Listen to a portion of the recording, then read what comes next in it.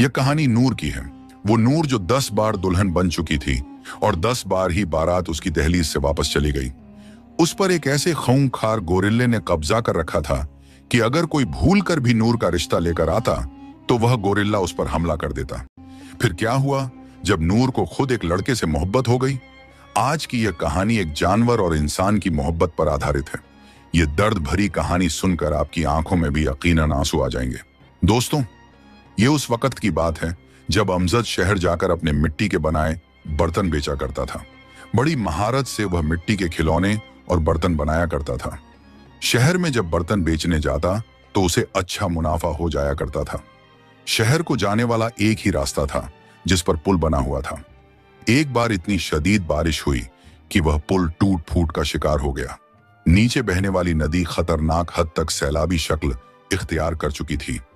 15 दिनों तक तो अमजद इंतजार करता रहा, मगर जब घर में फाकों की नौबत आने लगी तो उसने शहर इस पुल के रास्ते जाने के बजाय जंगल के रास्ते से जाना पसंद किया। वह अपना सारा सामान अपने कंधे पर रखकर जब जंगल की तरफ जाने लगा तो उसकी बेटी नूर भी फौरन उसके साथ चल दी। कहने लगी कि मैं भी आपके साथ शहर जाऊंगी। इससे पहले भी कितनी ही बार अमजद उसे टाल चुका था। हर बार यह कह देता कि अगली दफा लेकर जाऊंगा। पिछली बार तो 6 साल की नूर ने यह वादा भी कर लिया था कि वह अगली बार तो जरूर अपने बाप के साथ जाएगी। अमजद उसे टालने लगा, मगर जब वह रोने लगी तो उसे बर्दाश्त न हुआ, क्योंकि इससे पहले उसने कभी भी अपनी बेटी की कोई बात नहीं टाली थी। उसकी आंखों में आंसू तो बिल्कुल भी बर्दाश्त नहीं कर सकता था। अपनी बेटी की उंगली पकड़ी और जंगल में बने हुए शहर की तरफ जाने वाले रास्ते पर चल दिया। रास्ता तवील लंबा था, मगर नूर के साथ वह बातें करते हुए शहर पहुंच चुका था। 3 रोज शहर में रहने के बाद अच्छा खासा मुनाफा कमाकर अमजद खुश हो गया। बड़े ही प्यार से अपनी बेटी के सर पर बोसा देकर कहने लगा, देखो, इस बार तुम मेरे साथ आई हो तो मेरा माल पहले से दुगनी कीमत में बिका है। शहर से नूर के लिए उसने नए कपड़े और खिलौने भी लिए। दोनों बाप बेटी जब वापस लौटे तो शाम हो चुकी थी। अभी जंगल के रास्ते आ ही रहे थे कि तभी झाड़ियों में उन्हें कुछ सरसराहट महसूस हुई। नूर बार बार उस तरफ इशारा करने लगी, मगर अमजद उसे फौरन गोद में उठाकर तेज तेज आगे बढ़ने लगा। शाम का वक्त था, कहीं कोई जंगली जानवर उन पर हमला न कर दे। मगर तभी अचानक एक शोर की आवाज आई। यह आवाज किसी खूंखार जानवर की नहीं थी, बल्कि बंदर की थी। शायद कोई जानवर मुश्किल में था। यह सोचकर ही अमजद ने नूर को वहीं पर खड़े रहने को कहा और खुद झाड़ियों में जाकर देखने लगा। जब अमजद को ज्यादा देर हो गई तो नूर भी अपने बाप के पीछे ही वहां पहुंच गई। वहां का मंजर देखकर अमजद भी हड़बड़ा गया, क्योंकि एक बेहद बड़ी नस्ल की बंदरियां गोरिल्ला मरी हुई पड़ी थी। शायद एक बच्चे को जन्म देते देते वह मर चुकी थी।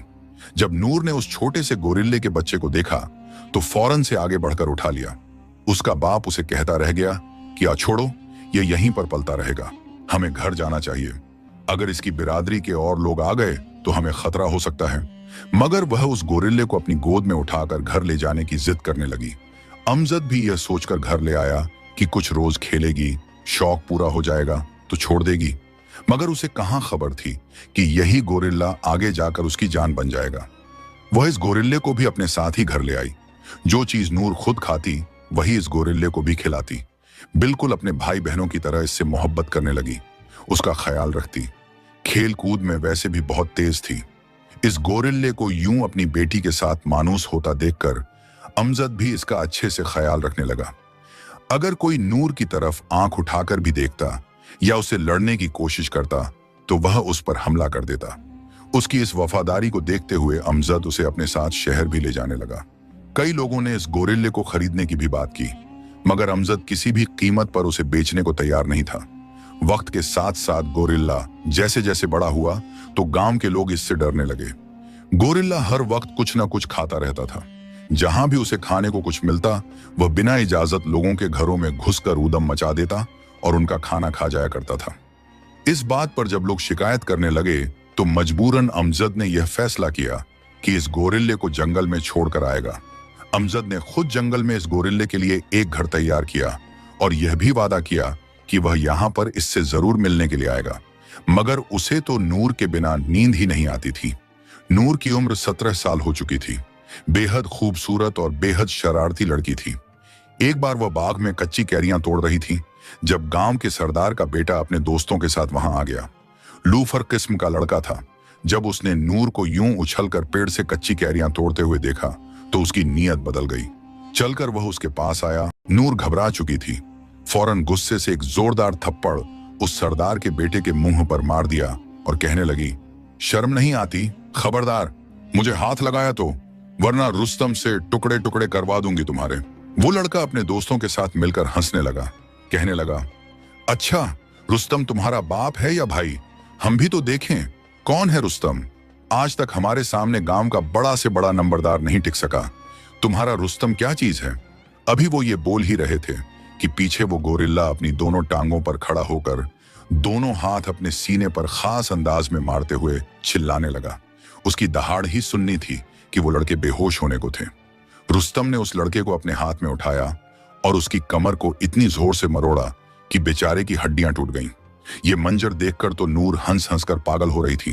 फिर कहने लगी, दोबारा मेरे साथ कुछ भी करने से पहले सोच लेना, मेरा ये रुस्तम तुम लोगों को चुटकियों में अपनी उंगलियों में मसल कर रख देगा।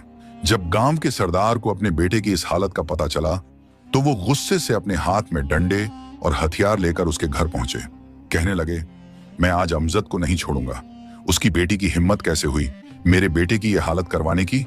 इसकी अब यह सजा है कि वो वनी होकर मेरे बेटे के साथ आएगी और इस हवेली में हम इसे अपना नौकर बनाकर रखेंगे। इसकी वो हालत करेंगे कि ये अपने जिंदा रहने पर पछताएगी। वो गुस्से से अपनी मूंछों को बल देते बड़ी सी पगड़ी पहनकर जैसे ही उनके घर में दाखिल हुए तो सामने एक तरफ अमजद बैठा था। अमजद के साथ ही उसकी बेटी टांग पर टांग चढ़ाए बैठी थी और साथ ही वो गोरिल्ला खूंखार नजरों से उन्हीं की तरफ देख रहा था। जैसे ही उस सरदार ने उस गोरिल्ला को देखा तो उसकी सारी बहादुरी झाग की तरह बैठ गई। सरदार के चेहरे के रंग बदलते देख शौक अंदाज में नूर उठी और मुस्कुराकर कहने लगी, क्यों सरदार साहब, क्या कहने आए थे? आप मेरे रुस्तम को देखकर कहीं भूल तो नहीं गए?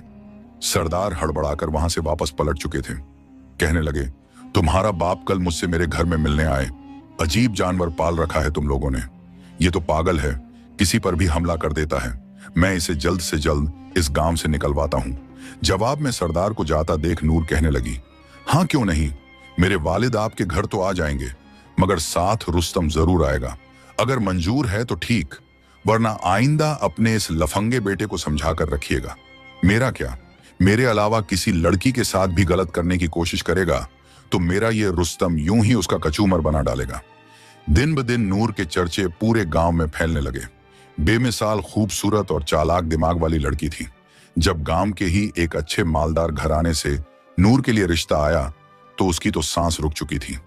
उस वक्त वो अपने छोटे भाई बहनों के साथ आंगन में कंचे खेल रही थी। रिश्ते की बात सुनकर उसकी आंखों के आगे अंधेरा छा गया। रो रो कर कहने लगी, मुझे कोई शादी नहीं करनी, मैं तो अभी बच्ची हूं, मैं हमेशा आप लोगों के साथ रहूंगी। नूर की मां उसे समझाकर कहने लगी, बेटा शादी तो हर लड़की ने एक ना एक दिन करनी ही होती है। वैसे भी इतना अच्छा रिश्ता रोज रोज थोड़ी ना मिलता है।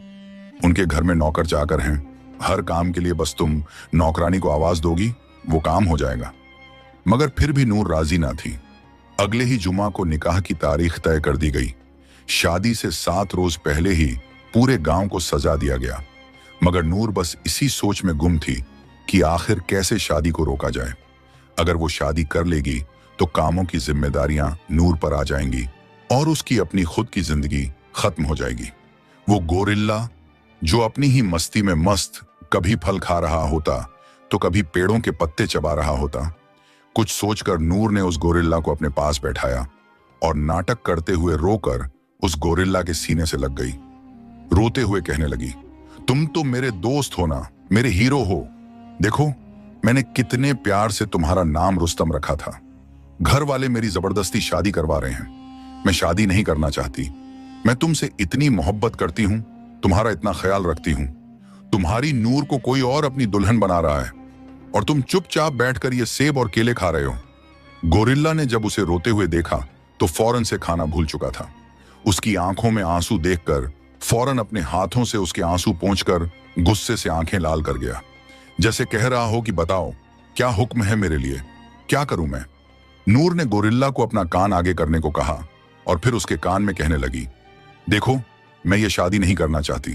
तुम जाओ, जो भी करो, जैसे मर्जी करो, मगर उस लड़के को बारात लेकर घर मत आने देना। मैं उससे शादी नहीं करना चाहती, हमेशा तुम्हारे साथ रहना चाहती हूं। गोरिल्ला ने हुक्म की तामील की। शादी से एक रोज पहले ही आधी रात को वो दूल्हे के घर गया और लड़के को उठाकर जंगल में ले गया, जहां पर उसका ठिकाना था। लड़के की जब आंख खुली तो वो जंगल में खुद को देखकर घबरा गया। उसे बड़ी बड़ी बेलों से लकड़ी के तख्ते पर उस गोरिल्ला ने बांध रखा था। सिर्फ इतना ही नहीं, बल्कि जंगल के पेड़ों पर मौजूद जंगली चींटियों और कीड़ों मकोड़ों को उस नौजवान के जिस्म पर छोड़ दिया। वह बंधा हुआ था, अपने बचाव में कुछ भी नहीं कर पाया और चीखता चिल्लाता रहा। उसके चीखने चिल्लाने की आवाजें सुनकर दरख्तों पर बैठे परिंदे भी उड़ने लगे, मगर कोई भी उसकी मदद नहीं कर सकता था। जब आधी रात को जंगल से एक नौजवान के चिल्लाने की आवाजें लोगों ने सुनी तो कुछ लोग जंगल की तरफ निकल आए, मगर जब दूर से ही उस गोरिल्ले के चिल्लाने की आवाज सुनी तो किसी में हिम्मत नहीं थी कि आगे बढ़कर उसे रोक सके। अगली सुबह गांव में कोहराम मच चुका था।